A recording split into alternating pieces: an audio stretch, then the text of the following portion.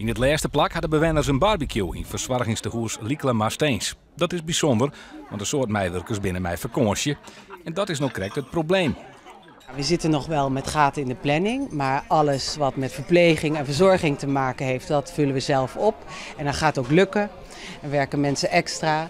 Maar de extraatjes, zoals barbecue, zoals je hier zo ziet op deze locatie, dat vraagt wel extra handen. En daar kunnen we altijd heel veel mensen bij gebruiken.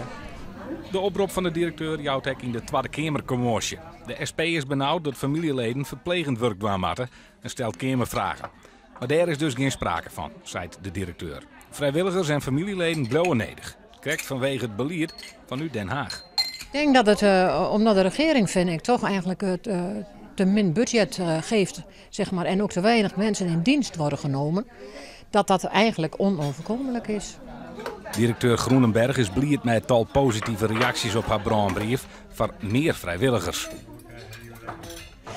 De loyaliteit is groot. We zijn op verschillende plekken aanwezig in krimpgebieden. Dat is niet het geval hier in Wolvenga waar we nu zijn. En je merkt dat mensen betrokken zijn bij het feit dat daar wel een huis is waar kwetsbare ouderen kunnen blijven wonen.